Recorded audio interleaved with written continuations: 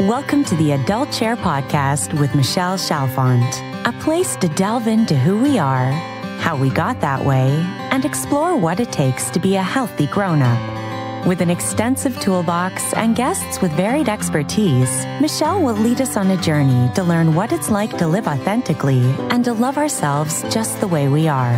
And now, here's Michelle. Hello, everybody. Hello. Happy mid-January to everybody. I hope everyone's having a wonderful beginning to their new year.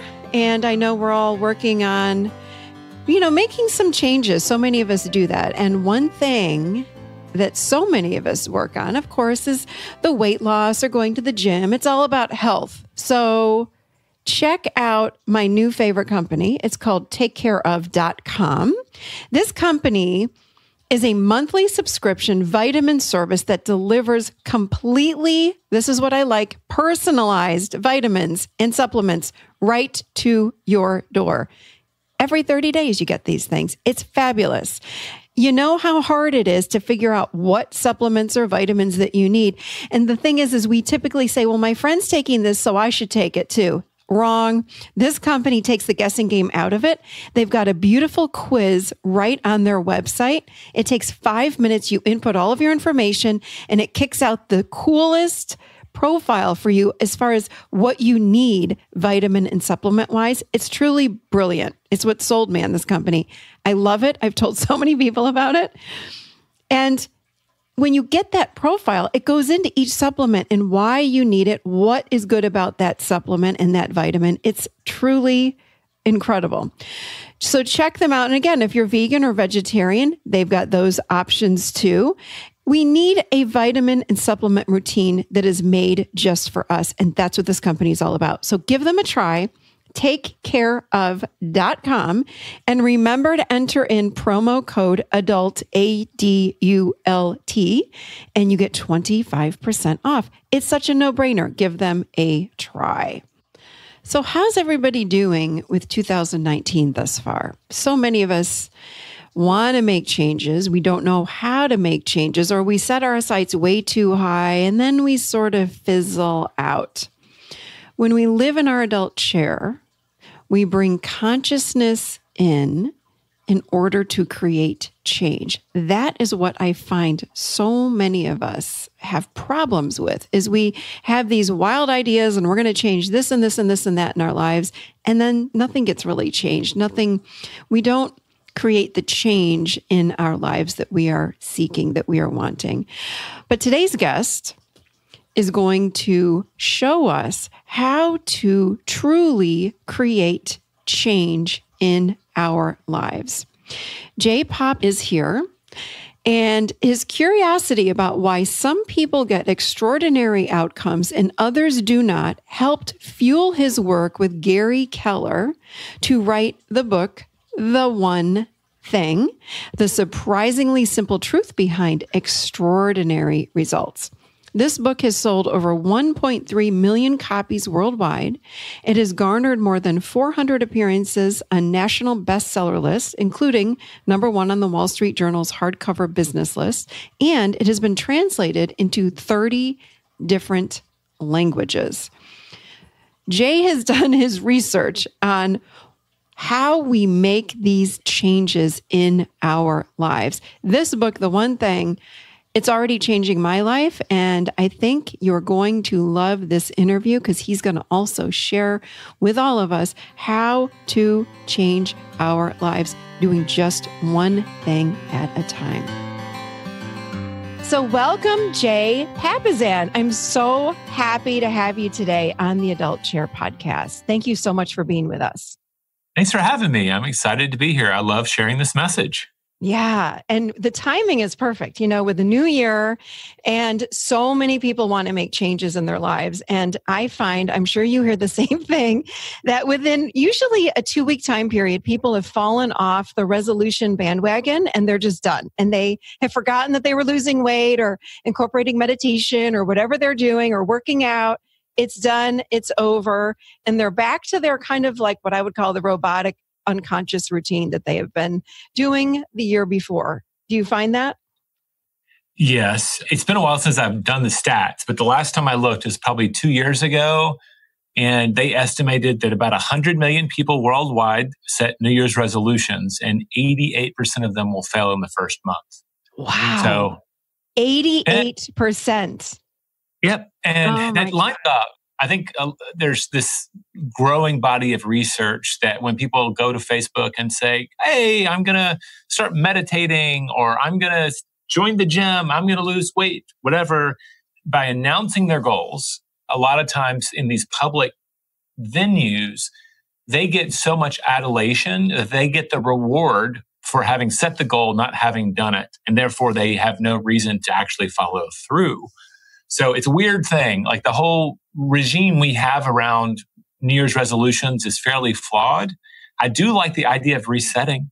January 1, that 1-1, 1-9, as in the case of this next one, is a great time to think about, let's hit the reset button. A lot of other people are doing it, but I guess we can probably go into a lot of it naturally. There's a lot better ways to go about it so that you can actually get results and you don't look up 2 to 4 weeks later having fallen away and are going to fall short of your goals.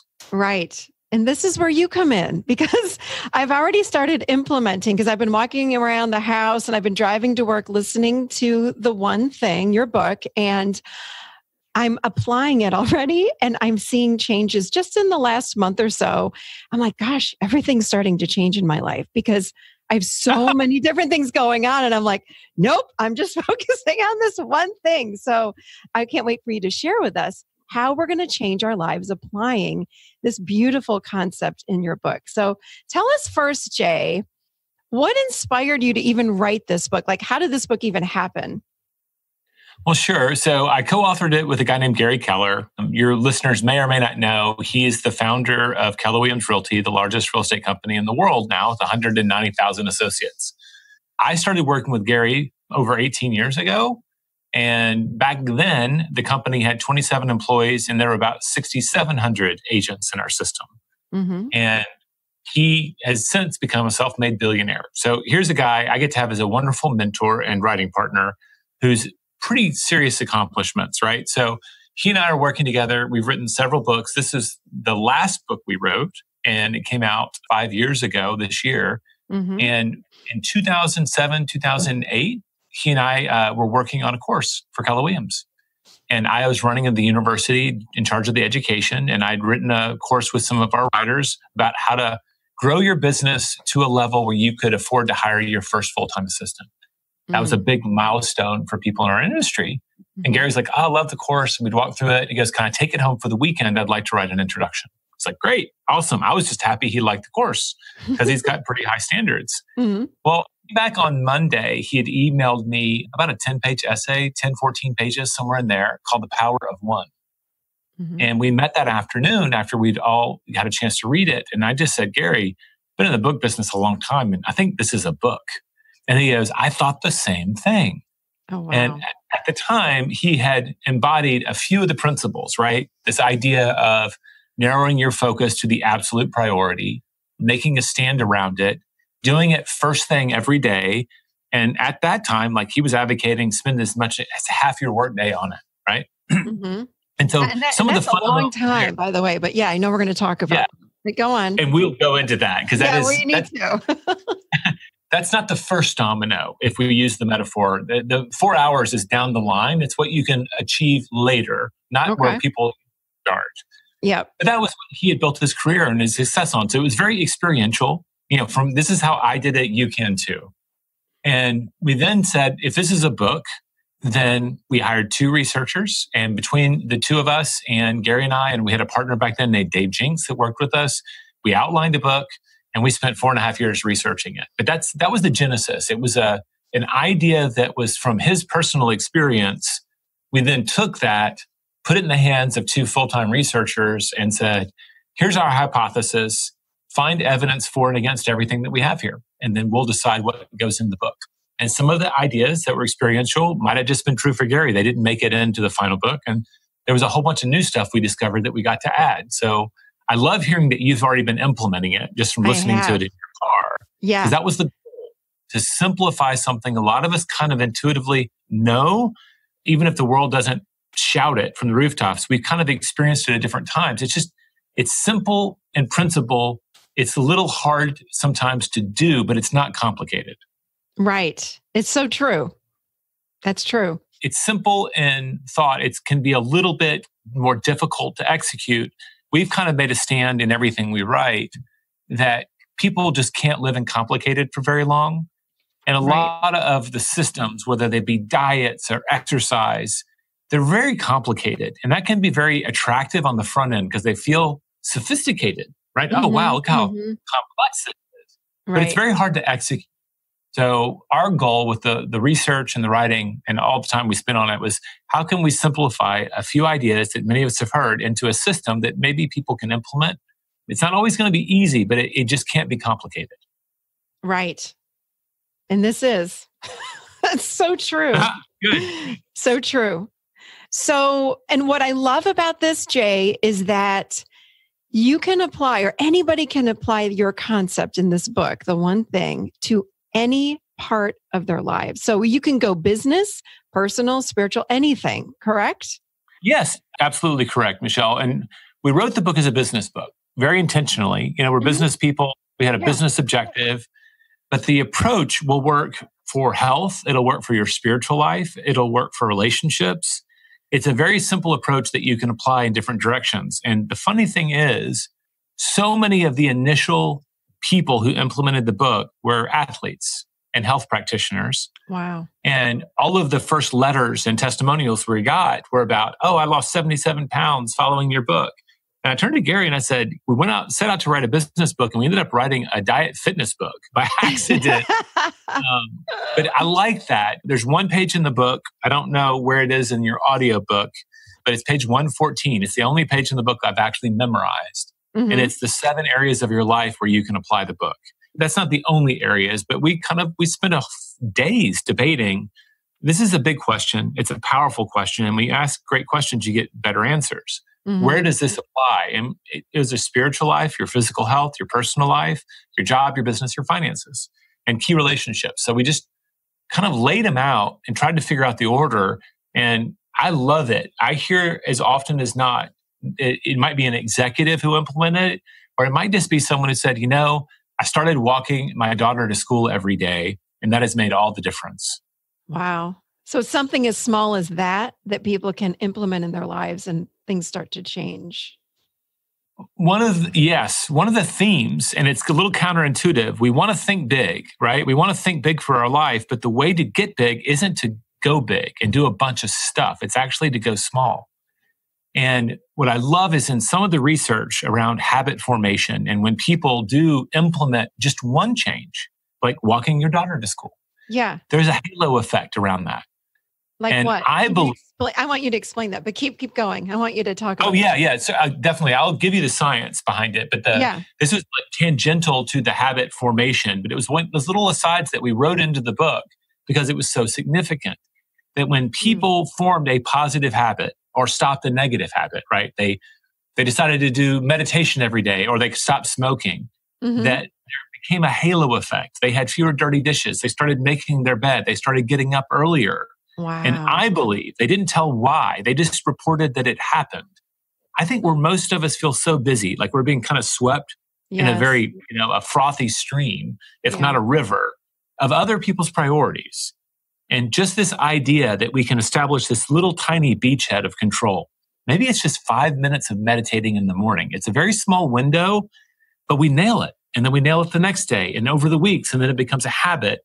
That creates a kind of confidence to kind of do bigger grabs, and we don't even always aren't consciously doing it. We just now are empowered. And so we usually call that like the habit halo, and it is real. We see it again and again with our trainings that people say, wow, I did this and all of this other stuff happened. Wow. And I love it. I'm surprised every time and delighted every time. Wow. Yeah, because if someone, let's just use that example again, whether they're walking their child to school or meditation, you think of something, and this is something that would resonate definitely with our listeners. And we just came off of a 30-day journaling challenge, by the way. And, Lovely. most people did it. And I sent out journaling prompts every single day for 30 days. And they were hefty prompts, 3 or 4 sentences to give people a lot to think about. Most people said that they did them every day. But of course, there were people that said, I just couldn't keep up, or I felt, so it's like just journaling or something small. If we can make something like that or meditation a priority, which might take 15 minutes a day. So you're saying, based on your book and all of the research that you've done, if we could focus on just that one thing, there's almost like a ripple effect throughout the rest of our lives. Because we can make it into a habit. What did you say? It takes 60 days to create a habit in the brain? The next time you do a journaling challenge, do it for 66 days. Because the research around it, this is the chapter around discipline. Research shows that it, on average, takes about 66 days to form a habit. Okay. And it really depends on the person and the habit. When we talked to the researchers, they shared their actual table. And one person formed a habit in as little as 18 days. And some people took 254.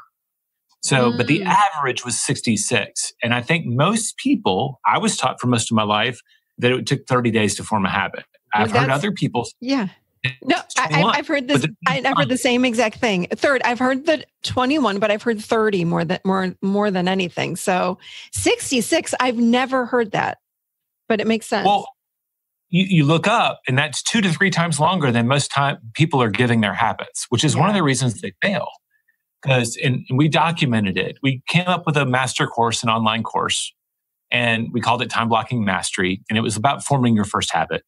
Long story short, people would get 2 or 3 weeks into it, and it's still novel. It still feels new. They'd gotten past that initial challenge by the second or third week when it just wasn't completely fresh and they had to work a little bit.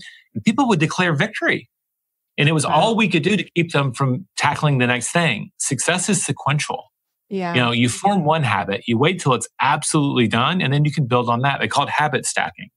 And when you look at someone who's tremendously successful, and it looks like all of their life is like, wow, they get up early and they drink a green smoothie and they meditate and they journal. And they have great fitness habits, and their kids are actually saying, yes, ma'am, and yes, sir, whatever it is, right? Yeah. Come up with this laundry list. They don't do all that stuff at once. What they did is they made a stand around doing one thing. And when that became a habit, they added to it. And the beautiful thing, like that 66 days does feel like a long time sometimes. Yeah. But if you work for the habit then works for you. And I have teenagers. I've got a 14-year-old son and a 13-year-old daughter. And we have only just emerged, and this is really more for one than the other, from having to remind them to brush their teeth. So this is like a decade of habit building, right? Yes. Did you brush your teeth? Yeah, let me smell your breath, right? Liar. Yeah, exactly. I get that. You're in this world of health. There's very few things in life that actually provide more longevity to our lives than dental health. Yeah, it's one of the reasons we live so much longer than they did in the Middle Ages, right? Yeah. So it's a wonderful habit for parents to, beat our children into submission. Pardon the expression, but do it. You've got to do this, please. Disgusting. I know. I know. And it's I had the same problem with mine. Yeah. But today we're adults. How much energy does it take for you to remember to stumble into the bathroom and grab the toothbrush? Right. None. Yeah. So work with a habit, and then you can build on it once it's formed. And I love that principle. I've been building and stacking habits for the last 5.5 years, really for longer, since we learned about this in the research. And we've been doing it as a family. And it's been huge for our family success as well. I love that. It's called habit stacking. Is that what you said? Yes. I love that. I'm gonna have to start using that term, because you're so right. We all start, or so many people start something, and then in a few weeks, after it's new and fresh and exciting, it fades away. It's gone. But here's the question I have for you, Jay. What do you say to a stay-at-home mom, let's say, who has 4 kids at home, or 3 kids, or 2 kids, however many kids, but has to drive them to soccer practice and swimming practice and all this stuff after school, plus make dinner, plus maybe they want to start their own business. and they're overwhelmed because they've got all this stuff to do and they want to prioritize and do their own business. I have a feeling I know what you're going to say, but I would like to hear from you on that. Like, how does someone like that get everything done? Because so many of us, we're overwhelmed with responsibilities. And I like that you said that it is for a lot of other people. So even like driving your kids, it's outside of yourself, taking care of other people. But what do we do? How do we focus on one thing? Because you got to pick up the kids from school, but you also want to work on your own business. So what do we do? I love the question and I love the audience. My wife, God bless her, she left the professional life for 6 years and before she rejoined the workforce to start her business. And she lived that. Mm-hmm. And I remember for the first 2 years of her launching her real estate career, she would only work from 9 to 2 because she wanted to drop the kids off and pick them up. And I get it. And I supported that. And it created a little bit of a governor on her business in the beginning. Mm-hmm. But she also said no to a lot of the other things that people who had all day to do their jobs. She was saying no to those other things like water cooler talk and catching up. What'd you do this weekend? She just come in and hit it. And because she did a few things really consistently well, in her first year, she set out to make 15,000 and she made 85. Wow. And by her second year, she sold over, I want to say, I've got it written down. Let me reach it. I don't want to lie. I don't want to exaggerate. I don't do that. I've actually got it written down. So her first full year, she made 85. And then her next year, she made 101. And the next year, she made 340. What? Just from working part-time, those morning hours from 9 till 2 or 3, whatever you said. The first 2 years were part-time. By the third year, somewhere between the second and third year, because she was selling real estate, we got an afternoon babysitter. So 2 days a week. It started with 1 day, then it was quickly 2 days, Tuesdays and Thursdays. This nanny, I put it in quotes, because they did a few errands, like help with the groceries, whatever, would pick up the kids and hang out with them till when he got home. But that allowed her to do afternoon appointments twice a week. And so eventually she got to a place where we got help. We had no grandparents, no parents to help us in Austin. We had 2 kids, 16 months apart, which for those who, I don't know, I can't imagine 4. That is stunning. No. But 2 in diapers is tough. And it was tough on both of us. I mean, definitely her as a stay-at-home. But like you juggle those things and you find a way. And it's really by saying no to the stuff that doesn't matter. And so much of this book is about asking what is essential and then focusing on those things first. So she'd come into the office, and for most businesses, are you lead generating for customers? If you have customers, you're getting paid. If you're getting paid, you can choose to spend that money, or you can choose to invest it in systems that allow you to do more in less time, or you can invest that in a part-time assistant and other help. And a lot of people, in my experience, as their income grows, sometimes before their income grows, that money is spent on lifestyle. But I think a great discipline for any entrepreneur is to reinvest that money, freeze their lifestyle, and then buy back their time. You buy back your time in the office where it's very acceptable to get an assistant for most people, even a virtual assistant if they don't want to have a full-time, right? You get an hourly cost. It's a variable expense. Where I see a lot of working parents hesitate is to get help at home. Is it wrong for them to get a maid? I remember feeling a lot of resistance to get someone to mow our yard. And Wendy tells this story better than me, but we were trying to be environmentally correct. We had a really small house. And then when we had our first child, we moved into a slightly larger house, but it had a big yard. And I had an electric lawnmower. And oh my gosh, Texas, triple digit heat. I'd go out there with an extension cord and an electric mower, and it would take me like 3 hours to mow the yard. And then I would be so exhausted from the heat, I'd fall asleep for 2 hours.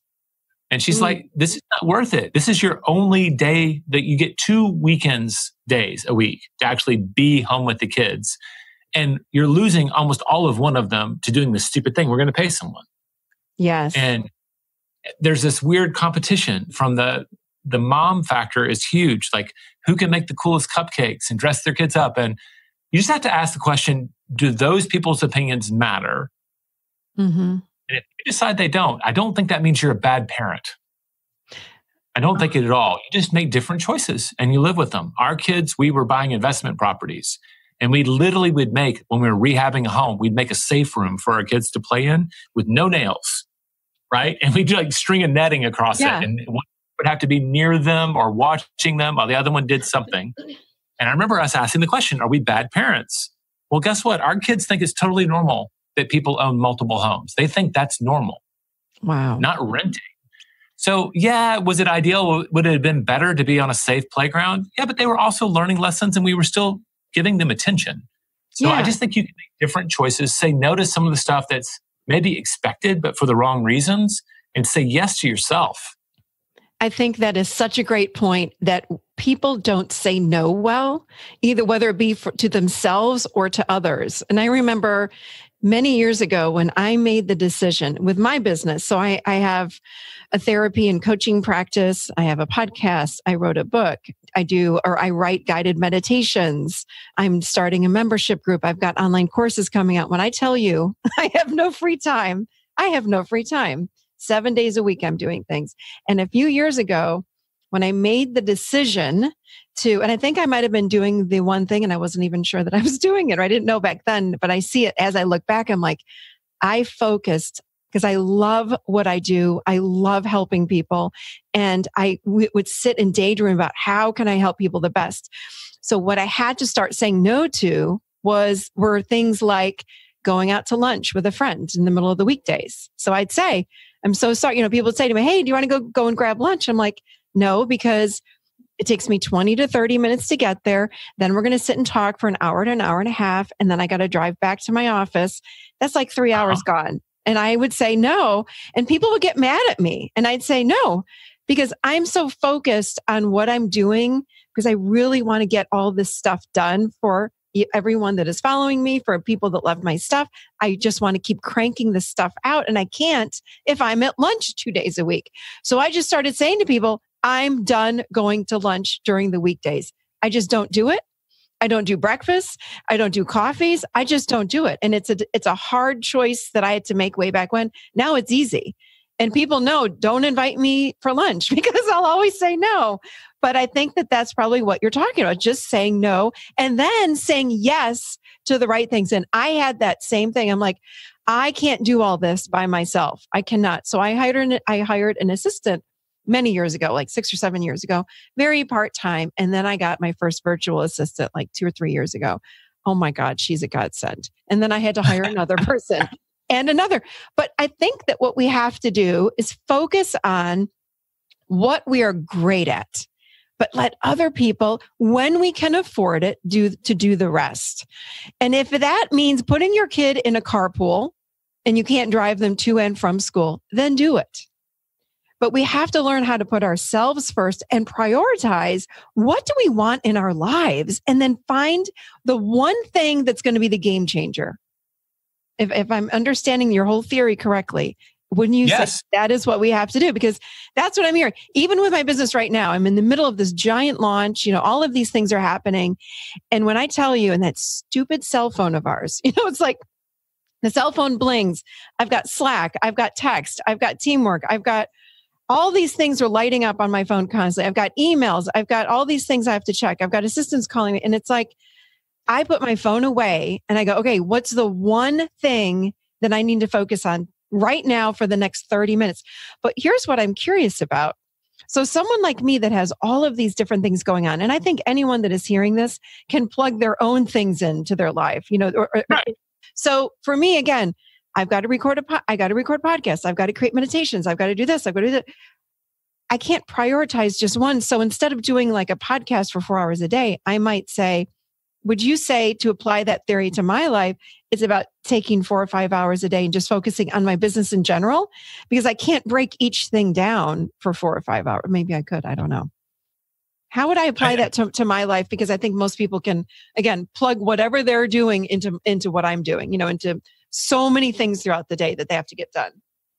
All right. I'm going to validate everything you said before that first. Yes. Okay, to everything you said before. I agree with everything. If you want what other people have that you don't, you often have to do what other people are unwilling to do. I mean, it's just one of those things. And sometimes you look up and someone says, like, Jay, how do you read so many books? Well, I don't watch as much TV as you do. I interviewed a guy who reads a book almost every day of his life. And I was incredulous. Wow. I read about 50 a year. And he goes, yeah, but I have a book with me everywhere. When you're looking through a magazine in the doctor's room, I'm reading a book. When you're on Instagram waiting in line for the movie, I'm reading a book. I fill all of those small gaps of time with my number one priority, and it adds up to more time than most people are willing to give. It's not like I'm sitting in a room for 8 hours straight. I'm just always doing it. And all of those little moments that we fill with idle things that we're saying yes to, we're actually saying no to our bigger priorities when we get distracted by those little things. And there's so many things that we say we have to do, like pick up the kids.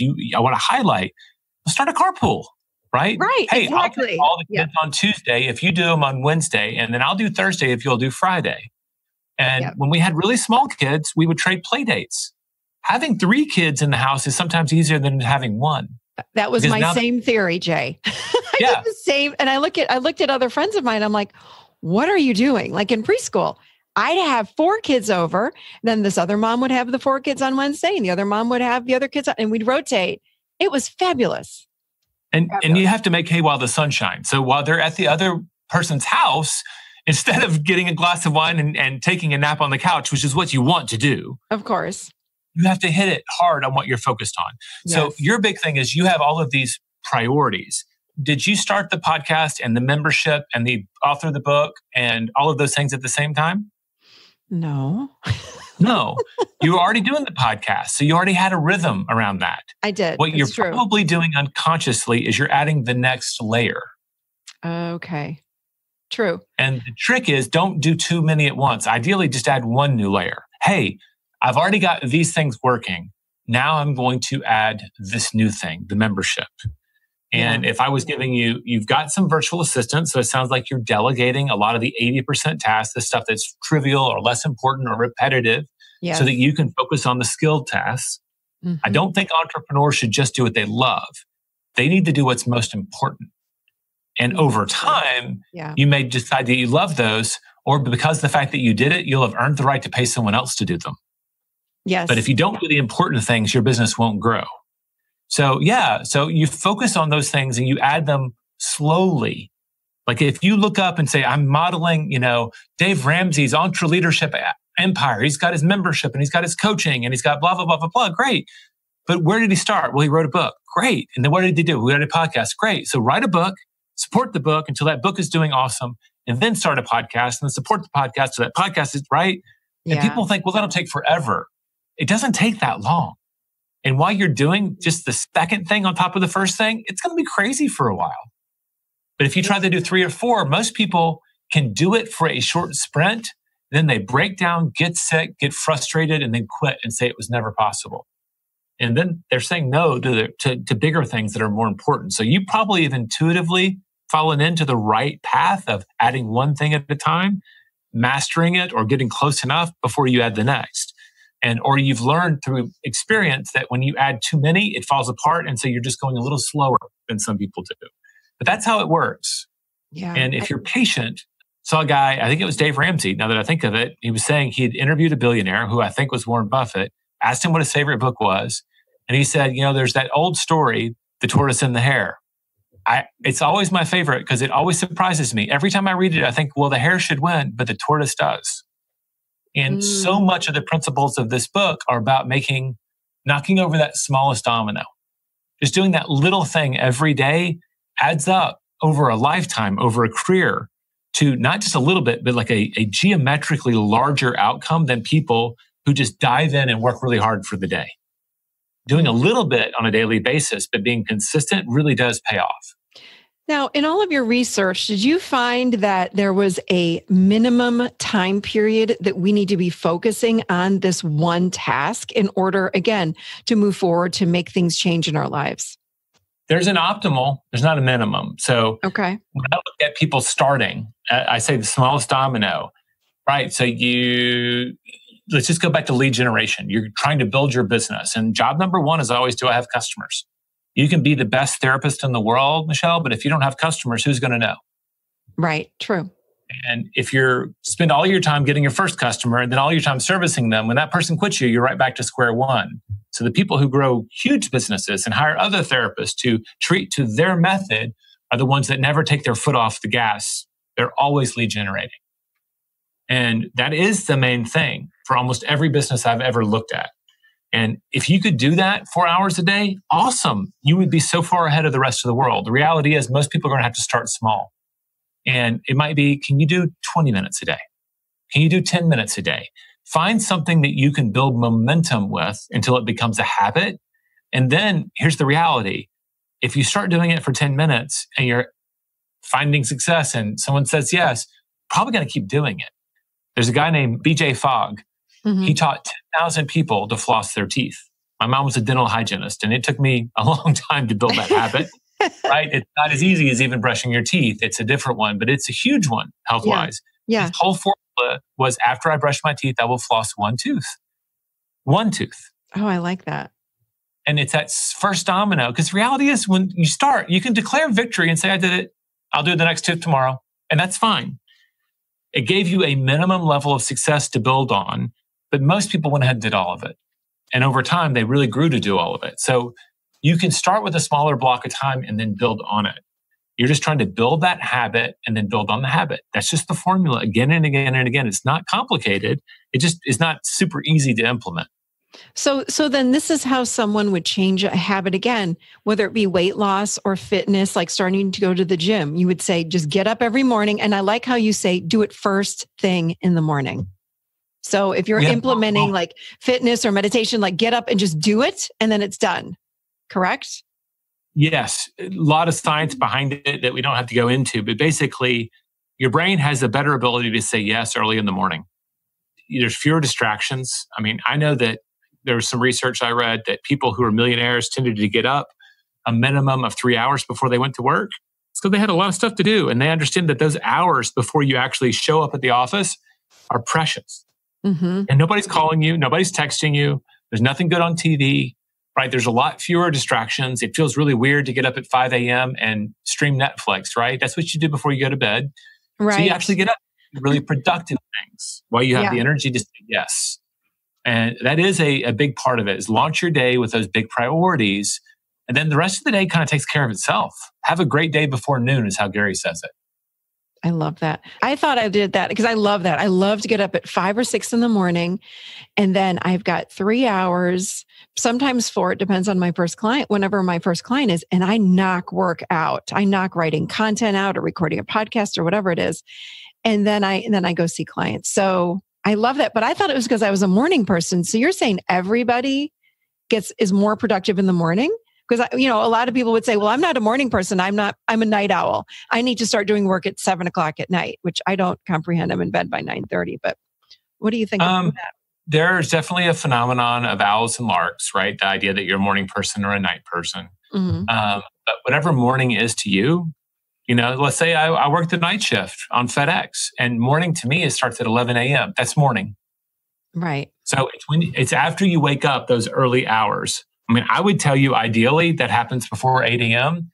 because the rest of the world isn't up then. And there's a lot fewer people that are going to be distracting you. Yeah. But morning is morning. That's relative to who you are and when you get up. But that is when we tend to have the most willpower. We tend to have the least at the end of the day. We've drawn down energy to say yes. And it's a physiological fact.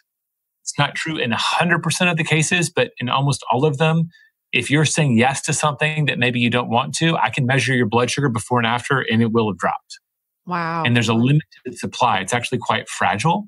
So doing it while you have that supply, which happens while we sleep, our bodies store all of that energy.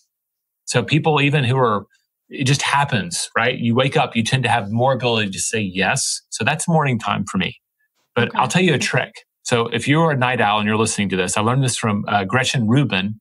If you've read The Happiness Project or Better Than Before, she's a fabulous writer and writes about habits, love her to death. Yeah. I was interviewing her on habits because she wrote a book about it too. And she said her favorite hack for waking up earlier was when we fall back, which unfortunately we just did, right? Instead of sleeping in for an extra hour, keep getting up at the same time. Oh, I love that. So zero sleep deprivation. It's actually, there's a lot of documented proof that around daylight savings that it's actually kind of harmful. This annual 2 times a year readjustment to our sleep pattern. Oh, I can't stand it. So keep the same sleep pattern. That's a great idea. Most of the research I've read says if you are consistent about when you get up, when you go to bed doesn't matter. So I'm very consistent about waking up. And because of that, I can stay up late on a Friday night if there was a big to-do. Great. Yeah. That's awesome. I can do that. But the next night I'm going to bed early, right? Because I'm almost 50 and I'm not going to cheat for more than a day or I'm going to get sick. It doesn't mean you don't ever get to stay up late anymore. It just means that you'll pay a price. You'll be sleepy the next day because you're going to get up. But those are some habits I've formed. Now, you said something earlier, and I just want to highlight it because January, back to this idea that this is probably going to be airing sometime when people are setting those resolutions. Mm-hmm. One of the number one resolutions that I hear is about getting in shape. Hey, I want to look great for bathing suit season or some variation on that. And what they don't realize is that they've actually bundled up about 20 habits into one statement, right? Getting in shape actually looks like I'm actually going to start eating differently, which means I have to start shopping differently, eating different size portions of different kinds of food. What do I have to prepare differently? Just the diet part and shop differently for, right? It might be 6 habits. And then you add in, and I'm going to go to the gym because I got a gym membership. Well, guess what? You've now got to figure out when you're going to do that, which might require you to get up earlier or leave work earlier. It actually ends up being 3 or 4 and pack a bag every day so you can go to the gym. That itself could be 5 habits. And they wonder why it all falls apart. It's because they're actually juggling about 7 or 8 behavior changes at once. So I usually tell people, if you have a goal of losing weight or getting in better shape, try to distill it down into just a really refined thing. Like I remember when I started my diet, right? I did that for a while before my back surgery. In 2011, I was working with a trainer once a month because I couldn't afford it.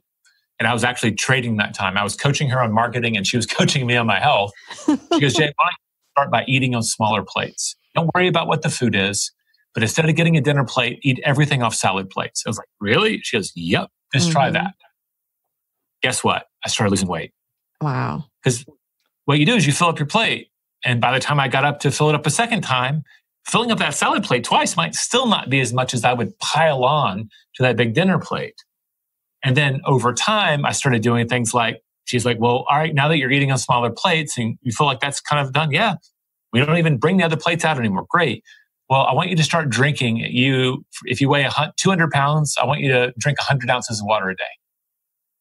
That was her formula. Whatever you weigh, divide that in 2. If you weigh 160 pounds, drink 80 ounces of water a day. And by the way, that's hard to do. I had to line up water bottles in my office and remember to drink them. But guess what? When you're hydrated, you burn calories better. So I was eating less food because I was portion control just by eating on smaller plates. And by drinking water, I was processing that food better. Then guess what she did? And she didn't have the research. She'd just been doing it for a lifetime. She was a nutritionist, a trainer. She got it. She goes, now I want you to start going to bed and sleeping better. Because guess what? When we're sleep deprived, the hormones that tell us we're hungry get turned on. Yes. And the ones that tell us we're full get turned off. Which is one of the reasons, and I always associate this with my college days when you were hungover, you had the horrible, you craved really bad fatty foods. Yes. Because all of that hormonal imbalance was just those enzymes were way off. But when you've got great amount of sleep, those things are in balance. So you tend to eat better. So it's like a lot of times people have an eating problem. It's actually have a sleep problem. So you can break it down into little steps. And if you're patient, work on one and then add the next and then add the next instead of jumping into the deep end of the pool before you learn how to swim.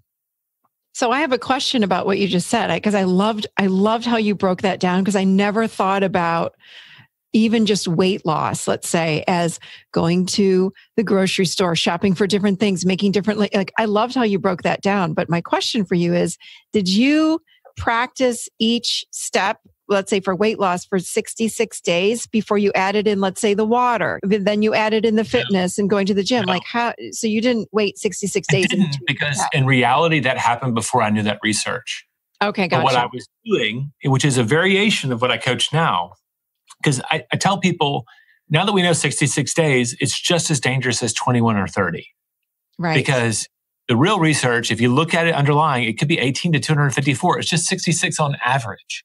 When I'm giving training speeches, I might ask the question very facetiously, and it takes them a while to get it. So if I asked you what's the average temperature in the United States right now, who could tell me? And invariably, people will start breaking out their phones and trying to Google it. Right. And before they get to the answer, I'll be like, who cares? Right? I had to dress for Austin, Texas today. Yeah. Or we're in Seattle. We had to dress for Seattle today. That's the only temperature that matters. So average can be also, it's instructive, but it can be dangerous. So I usually tell people, like, if you're trying to get up early or whatever that habit is, like the get up early is one that I get a lot because people see the benefits that they can do other things. So start by just waking up early and have no agenda. I said, when you start waking up before the alarm goes off, you'll know the habit's set.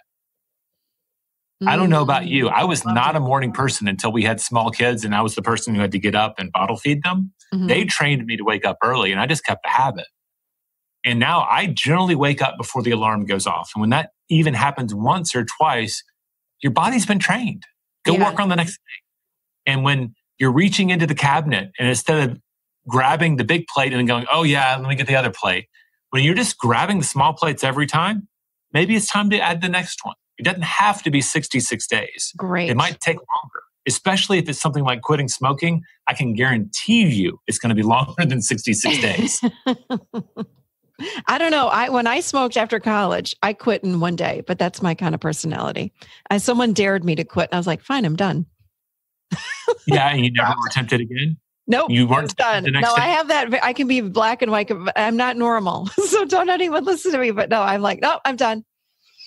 That's dangerous. I know I can be very extreme like that, which is good sometimes. Like when in that case, it's good, but not all the times. But so, okay. Sometimes we say yes and no differently. So I'm gonna validate what you said. I was a little skeptical and I apologize. It's true. Yeah. I don't have no reason. You said the truth. It's probably not true for everyone. It's true for you. Yes. I will say that when I got married to my wife, when I said yes to her, I technically said I do. I knew that yes was different than other yeses. That yes was actually no to all the other women. Yeah. And when I finally, the third or fourth time, said no to cigarettes, I also knew when I said it that it felt very different. It was still a struggle for me. And I fell off the wagon a couple times when I was at a bachelor party or in Vegas or whatever. Sure. And I would regret it horribly the next morning. Oh God, I can't believe I smoked a cigarette. But I fundamentally was done. Yeah. I never had to have it again. And sometimes the quality of our decision is very different and we're aware of it. And that's one of the things, if you start following the one thing, you become aware of, I'm saying yes because I have to or it's expected. And then there's I'm saying yes because I'm truly committed to this. And that's a very different kind of commitment. So if somebody wants to change, because I feel like I really do, because I'm already seeing it just in applying it again. You know what? And I think I might have been applying it in the past for sure. You know, like when I was saying no to lunches, but now I'm consciously applying the one thing every single day to my life. So it's changing my life. So I know there is power in your concept here for sure. No doubt about it. So if someone is listening to this and they have not read your book and they're not applying it, and they want to change something in their life or many things in their lives, and they're writing out New Year's resolutions, like in 2000, whatever year it is, 2019, if they're hearing this is what I want to change. Our New Year's resolutions, I feel like we need to change that title. Like, I don't even like that anymore. Or 2019 goals. Is it even worthwhile to put more than one goal down? Like, what do you say to someone that really wants to change some things in their life, but you know, when they write down 20 things to change, that's not going to happen. So what do you recommend for people to do today when they listen to this show? How can they change their life? What do they need to do? So a lot of times when we talk about resolutions, they're very different from goals. Resolutions usually are about new behaviors, right? We know that. Right. That's why we kind of give it that name. I'm going to change my behavior. They're going to call it a New Year's resolution. Right. Goals, right? A lot of times are in line with things that we're already doing. You know, you've got a membership group. I want to grow my membership group from 50 to 100 or from 500 to 1,000. So it's amplifying a lot of times what we're already doing. I want to go from saving $100 a month to $1,000 a month. I think that one of the key, you can have multiple goals. The truth is, if you're doing behavior change, you're probably going to have to do one behavior at a time. So I just want to address, because New Year's resolution is probably very appropriate. You've got your goals. Hopefully a lot of them are amplifying or doubling down on the things that you already do. If you're going to do a lot of behavior change, try to do it one thing at a time. And those resolutions, don't write them down as outcomes. I want to reduce stress. Turn your goal statement from a result into an activity. I am going to meditate for 10 minutes a day to reduce my stress. So whatever it is that you want to have happen, turn it from an outcome, 500 new members, right, to an activity. I am going to post 3 new podcasts a week to an audience of whatever. It becomes an activity because activities are things that we can time block and do. And time blocking is really magical when we talk about setting intentions. Just the act of saying, hey, I'm going to meditate for 5 minutes a day, starting at 8 a.m. every day. And I put that on my calendar and the little thing vibrates in my pocket when it's time to do it, however you do your calendaring. Your results, just by stating your intention and navigating when you're going to do it, goes from about 33 to 35% likely to do it to over 90%. It's funny as you're saying this. I like how you're flipping it around.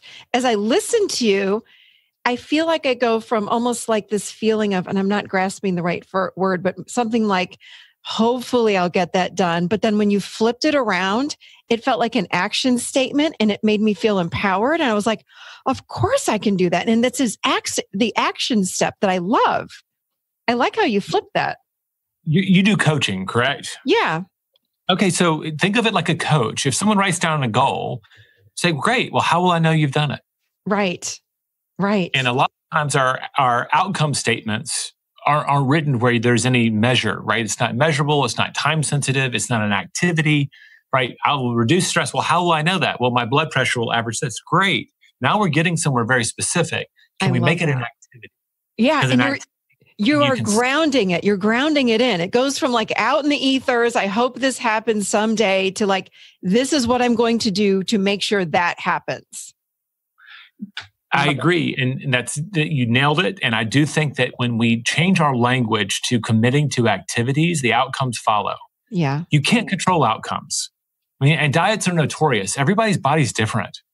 Maybe I'm going to be great at going on a keto diet and my body will quickly transition to, using fat for energy and it'll just fall off my body. Or maybe I'll get a massive headache and be sick for 6 days and can't do it. Our bodies are a little finicky and one diet is not a recipe for everyone. And just because you and I do the exact same things, maybe I'll lose 5 pounds and you'll lose 10. Right. So Right. we can't control outcomes. What we can control and coach to is activities. And so my encouragement for people is narrow it down to one activity and make a stand around it. Treat it like that thing that no matter come hell or high water every day, you're going to make progress on that thing. And when people do that, that's when the big results follow. That's amazing. Jay, this is really, really good stuff.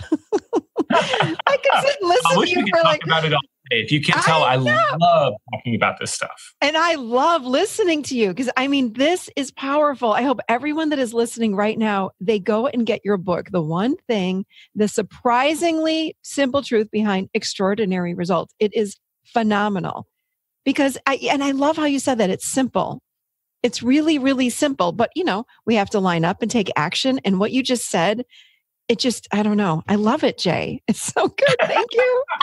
Thank you. I love it. Oh my God. Okay. Authors spend a lot of time, as you know, in very dark corners of the world writing in private. And it's very gratifying to hear that it works for people. So hopefully your listeners, you coach, will benefit. And that will make both me and Gary very, very happy people because that's why we do it. Yes. Oh, for sure. For sure. So Jay, we have to end and I don't want to, but can you let anyone that is listening to this or everyone that is listening to this know, like, where can they find you? Where can they find out more about you? The best place to find out all things about me is going to be at theonething.com with the number 1. We've got tons of free resources. Since we talked about it, we have a free download. It's a 66-day calendar. And you can just put it up by your desk. And every day that you do your thing, put an X through it. There's a lot of research that shows that simple act of marking it down can create this rhythm of momentum and encourage you to finish. A lot of people have done that. 66-day challenge. And my name, Jay Papasan. If you can't find me or link to me on the site, just Google me. I think there's only one in the United States. So you're going to find my Facebook and my Instagram and my LinkedIn. And I respond to those messages personally. I batch those things. They're not my 20% Big Rock One things, but at least once a week, I'll drop into those mailboxes and I'll try to personally reply if people have a question. Oh, great. Awesome. Well, thank you. Thank you. Thank you. Thank you. Thank you for joining us today on the Adult Chair. Gosh, Jay, I still have all these. I'm looking down at my list going, I didn't talk to you about this and that and the other thing. We may have to have you on again for like a part 2, maybe in middle 2019. Yes, maybe after people have listened to this, if people have questions, we'll come back and do it again. Yeah. I'm thinking of like maybe even like a Facebook live stream in our membership group or something. For if anyone has any questions, then you could get on and just answer, because this was really good stuff. So, well, Jay, let's make it intentional. We'll get out our calendars and we'll time block it, and then it'll happen. You see, it will happen. For sure. It'll be our one thing. So Jay, thank you again for being on the Adult Chair today. And we'll be in touch about doing something in the future. We really appreciate you being on. Thank you so much. I appreciate you. Was that a great show, or was that a great show? I loved this interview with Jay. He really has done his research on this. And I'm telling you, since I listened to this book on Audible just a few months ago. And then I had, of course, this chance to interview him and really get more of the nuts and bolts on how this whole thing works. And I have been just applying one thing at a time, and it works. I love his comment about habit stacking. It's beautiful. So I'd love to hear how you liked this episode. So please, of course, hit me up on social media, Instagram, Michelle.Chalfant, Chalfant. I'd love to hear how you like the show, and you can hit me up on Facebook too, any of my social media. But let me know, how did you like the show? And also, what is the one thing that you're going to incorporate into your life in order to make your life better, or in order to help you to live more authentically? What is your one thing? I would love to hear about it. And of course, tag Jay Papasan and let him know. So I hope that you really enjoyed this podcast. I sure did. And I look forward to seeing you next week, seated firmly right here in the Adult Chair.